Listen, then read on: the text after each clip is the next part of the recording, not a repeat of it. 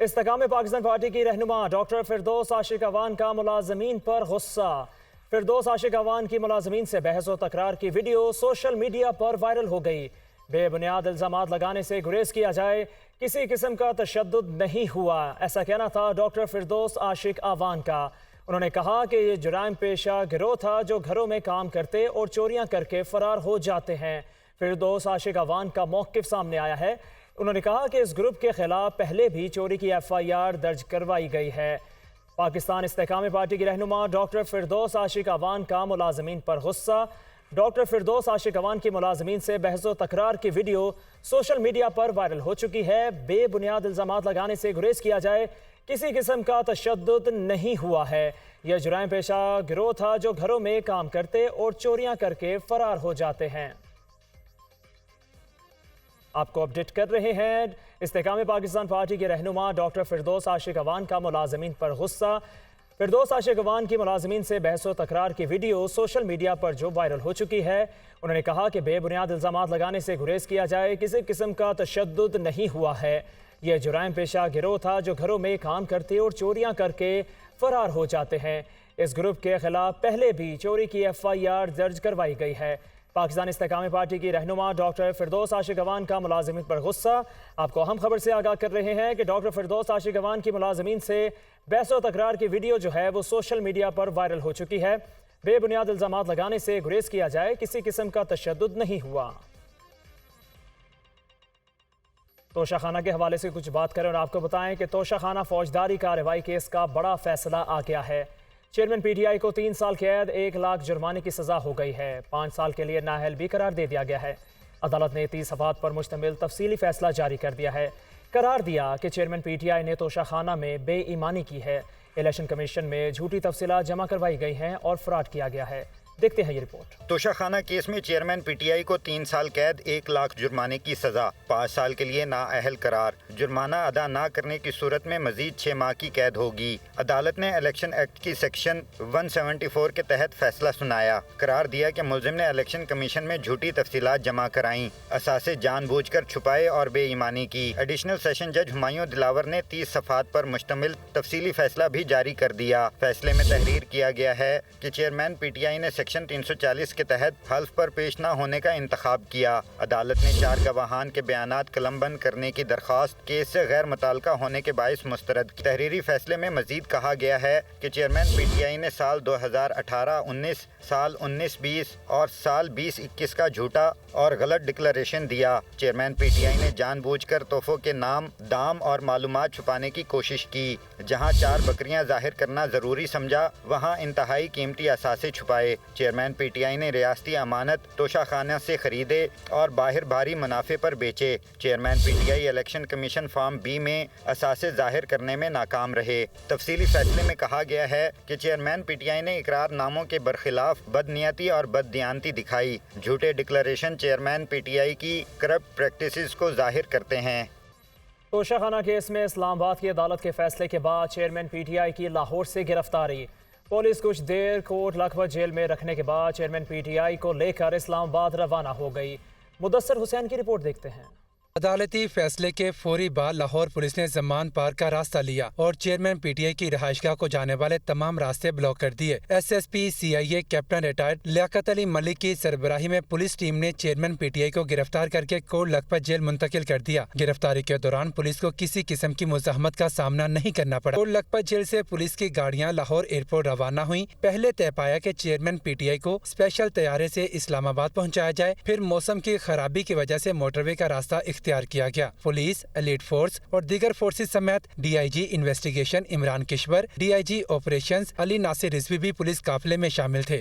PTI کے وکیل شعیب شاہین کا کہنا ہے کہ گواہ پیش کرنا ہمارا بنیادی حق ہے۔ فیصلے پر دستخط سے پہلے ہی اسلام آباد پولیس نے چیئرمین PTI کو گرفتار کیا۔ زبانی حکم پر کبھی گرفتاری نہیں ہوتی۔ فیصلے کے خلاف ہائی کورٹ اور سپریم کورٹ میں اپیل دائر کریں گے۔ وہ اسلام آباد میں نیوز کانفرنس کر رہے تھے۔ جب آپ ہمارے گواہ نہیں آنے دیتے تو آپ کیسے کہتے ہو کہ ہم نے شواہد پیش نہیں کیے؟ بھائی ہمارے گواہ پیش کرنا ہمارا بنیادی حق ہے۔ اپنے لکھے ہوئے فیصلے پہ ابھی سائن نہیں ہوئے تھے، اس کا زبانی فیصلہ صرف آیا تھا کہ اسلام آباد پولیس लाहौर भी पहुंच गई। ज़बानी हुक्म पे कभी भी किसी की गिरफ्तारी नहीं हुआ करती। जो जुर्म किया वो हैं नवाज शरीफ साहब, वो हैं आसिफ अली जरदारी, वो हैं यूसुफ रजा गिलानी, वो हैं मरियम नवाज, जिनके खिलाफ रेफरेंसेस बने लेकिन नैब लॉ की तरमीम के बाद वो वापस हो गए। यानी जो मुजरिम हैं, जिन्होंने जुर्म किया है तोशाखाना से, उनको तो आपने इख्तदार दे दिया। हम इसकी भरपूर मजम्मत करते हैं। इंशाअल्लाह हम इसके खिलाफ अपील भी फाइल करेंगे, हाई कोर्ट में भी और सुप्रीम कोर्ट में भी, और जो नेक्स्ट राय अमल होगा वो आपके साथ शेयर करेंगे। चेयरमैन पीटीआई को जमान पार्क लाहौर से गिरफ्तार करके अटक डिस्ट्रिक्ट जेल मुंतकिल कर दिया गया। डिस्ट्रिक्ट जेल के डॉक्टर्स ने तिबी मुआयना भी किया। डॉक्टर्स ने चेयरमैन पीटीआई को सेहतमंद करार दे दिया। चेयरमैन पीटीआई को डिस्ट्रिक्ट जेल में सी क्लास फराहम की गई है। डिस्ट्रिक्ट जेल के बाहर सिक्योरिटी के सख्त इंतजाम किए गए हैं। डिस्ट्रिक्ट जेल अटक जाने वाले तमाम रास्तों को जेल की हदूद से 1500 गज दूर से बंद कर दिए गए हैं। डिस्ट्रिक्ट जेल अटक की तारीख में पहली मरतबा किसी साबिक वज़ीर आज़म को गिरफ्तार करके डिस्ट्रिक्ट जेल अटक मुंतकिल किया गया है। इससे कबल तहरीक इंसाफ के मरकजी रहनुमा शाह महमूद कुरैशी को भी गिरफ्तार करके मुंतकिल किया गया था। दूसरी जानिब परवेज़ खटक कहते हैं अदालती फैसला इस बात को वाज़ेह करता है कि हमारी अदलिया आज़ाद है। अदालतें फैसला आइन और कानून के सामने रख कर करती हैं। चेयरमैन पाकिस्तान तहरीक इंसाफ पार्लियामेंटेरियन कहते हैं करप्शन, चोरी और इख्तियारात का नाजायज़ इस्तेमाल करने वालों के खिलाफ कानून मौजूद है। तफसीलात के लिए ये रिपोर्ट देखते हैं।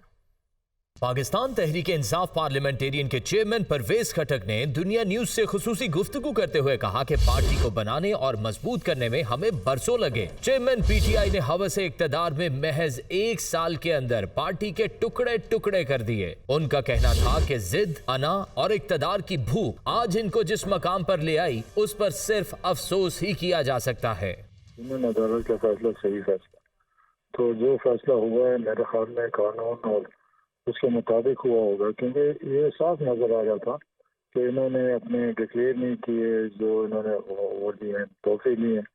फिर ये भी था कि कितनी शर्म की बात है कि एक घड़ी उसको जाके उस मालिक के पास उस मुल्क के पहुंच जाए और मुल्क के लिए शर्मिंदगी हो। दुनिया न्यूज से खुसूसी गुफ्तगू करते हुए परवेज खटक का कहना था कि जिसने भी चेयरमैन पीटीआई पर एहसान किया या वजीर आजम बनने में मदद की, उसी को इन्होंने सबके सामने रुसवा किया। चेयरमैन पीटीआई को समझाया कि पार्लियामेंट के अंदर रहे, असेंबलियां मत तोड़े, लेकिन इन्होंने किसी की ना सुनी। अपनी हट धर्मी की वजह से आज इनको ये दिन देखना पड़ रहे हैं। उन्होंने कहा कि अब मुसम्मम इरादा किया है कि खैबर पख्तूनख्वा में इनको मजीद किसी एडवेंचर की इजाजत नहीं दी जाएगी। उन्होंने कहा कि हमारे गैरतमंद और मासूम नौजवानों को वरगलाकर टिकटों का लालच देकर बेवकूफ बनाया गया, लेकिन अब नौजवान ये मकारियां और फरेब समझ चुके हैं, मजीद किसी जाल में नहीं फंसेंगे।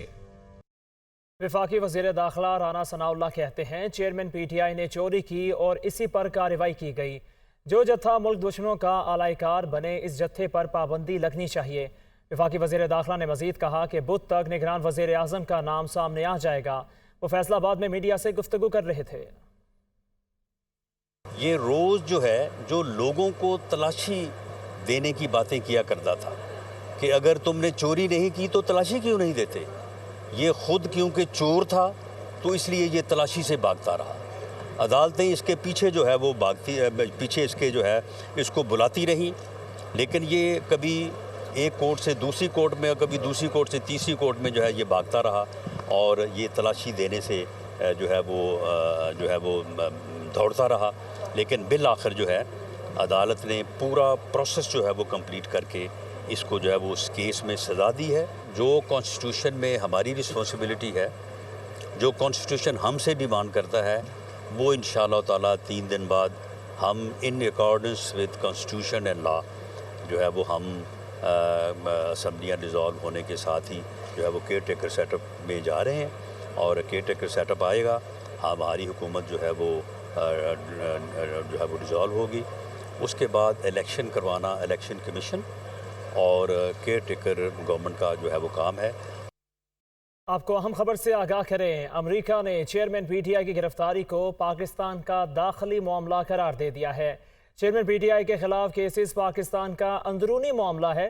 पाकिस्तान में जमहूरी असूलों के एहतराम और कानून की हुक्मरानी का कहते हैं तर्जुमान अमरीकी दफ्तर खारजा का बयान सामने आया है।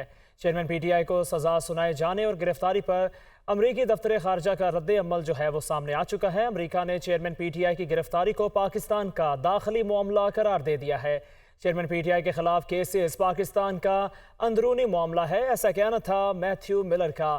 پاکستان میں جمہوری اصولوں کے احترام اور قانون کی حکمرانی کا کہتے ہیں، ایسا کہنا تھا ترجمان امریکی دفتر خارجہ کا۔ انہوں نے مزید کہا کہ چیئرمین پی ٹی آئی کو سزا سنائے جانے اور گرفتاری پر امریکی دفتر خارجہ کا رد عمل سامنے آیا ہے۔ انہوں نے کہا ہے کہ یہ پاکستان کا داخلی معاملہ ہے۔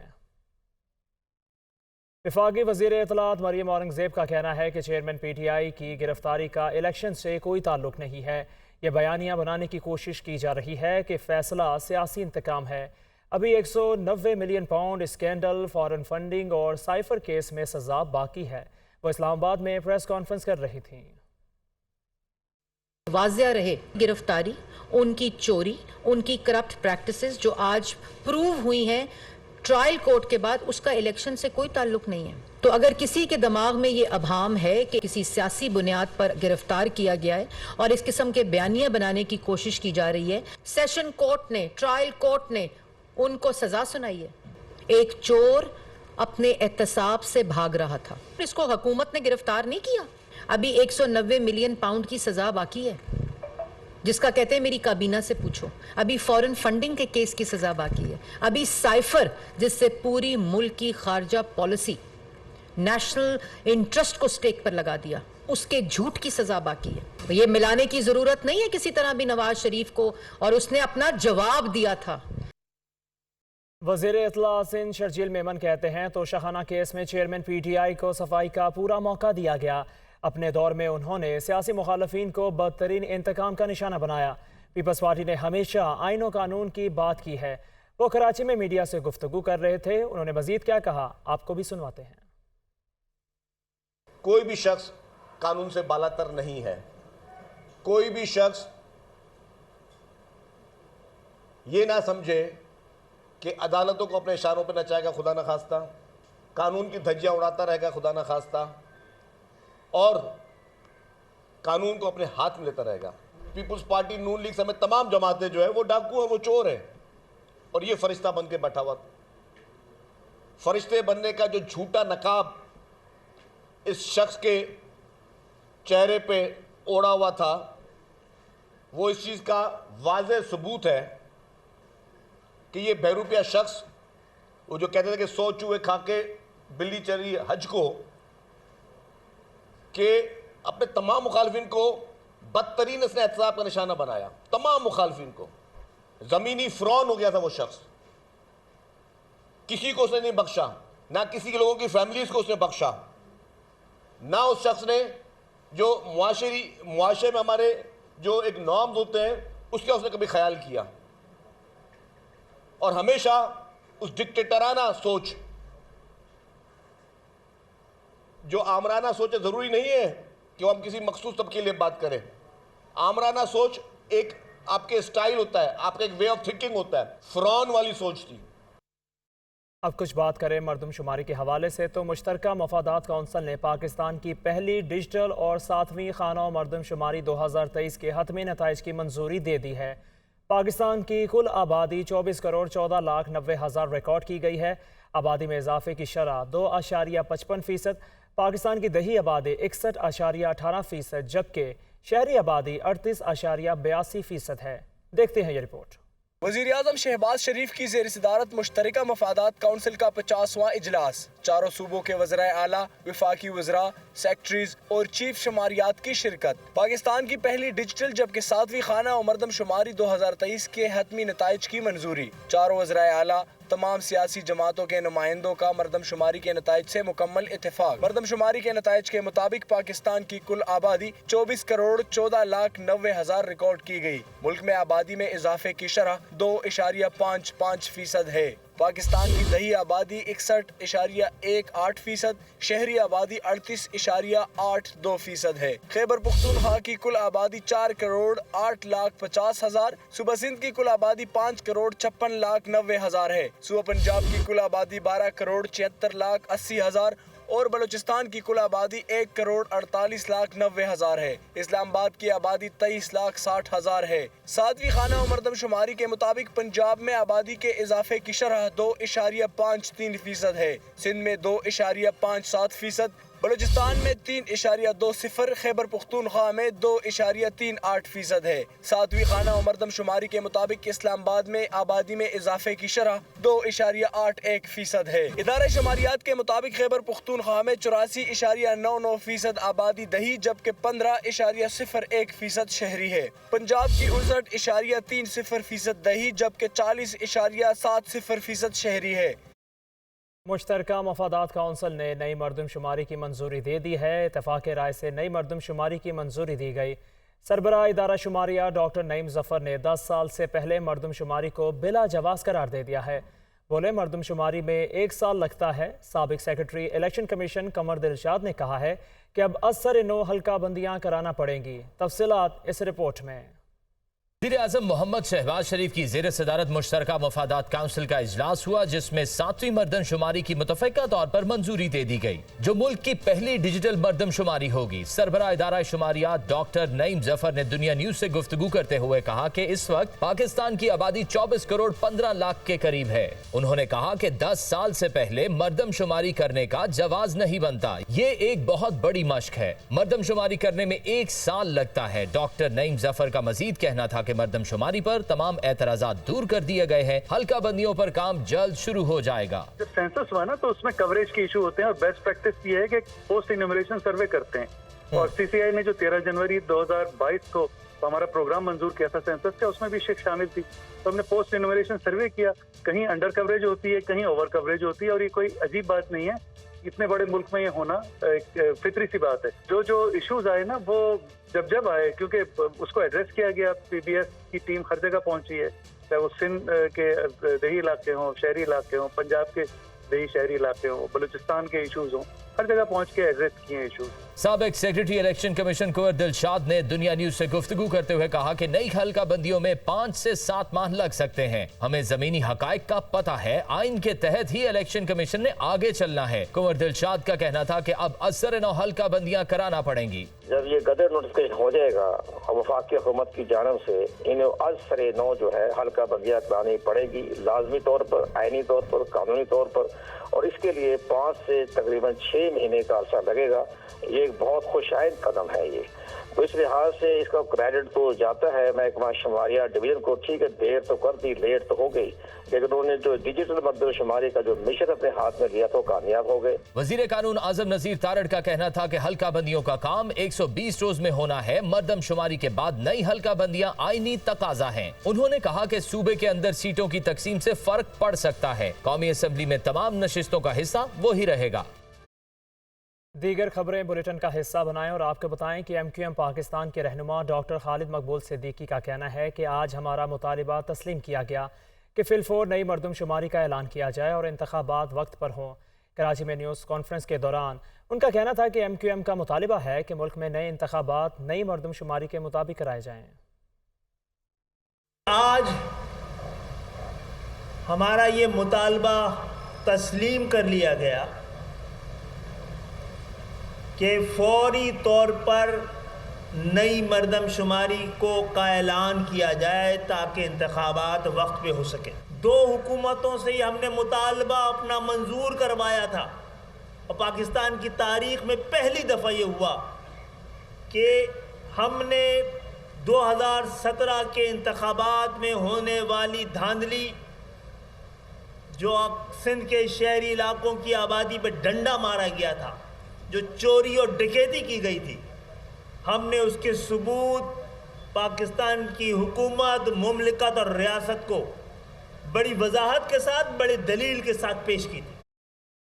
رہنما MQM فاروق ستار کہتے ہیں آئندہ انتخابات کے نتیجے میں حکومت GDA اور MQM کی ہوگی، جبکہ اگلا وزیر اعلیٰ GDA اور MQM کا مشترکہ ہوگا۔ مزید کہا کہ 15 سال سے سندھ میں ظلم اور جبر ہے، یہ بات طے ہے، اب GDA سے ہی مل کر آگے بڑھیں گے۔ وہ کراچی میں GDA رہنماؤں کے ہمراہ میڈیا سے گفتگو کر رہے تھے۔ آج ہم نے صرف نگراں حکومت کے قیام کے لیے ہمارے درمیان جو مشاورت ہونی ہے اس کے پہلے مرحلے کو مکمل نہیں کیا، بلکہ ہم نے آج یہ طے کیا بڑے وثوق کے ساتھ، بہت یقین کے ساتھ کہ انشاءاللہ تعالی اگلے انتخابات کے نتیجے میں آئندہ جو حکومت بننے جا رہی ہے وہ MKM پاکستان اور GDA کی مشترکہ حکومت بننے جا رہی ہے۔ ہم نے اس اعتماد کے ساتھ جو ہے وہ بات چیت کی ہے، جو ہمارے درمیان جو انڈرسٹینڈنگ ہے، جو ہمارے درمیان مفاہمت اور وسیع تر اشتراک عمل ہے، اور انشاءاللہ تعالی اگلا وزیر اعلیٰ بھی MKM پاکستان اور GDA کا مشترکہ وزیر اعلیٰ اور امیدوار ہوگا۔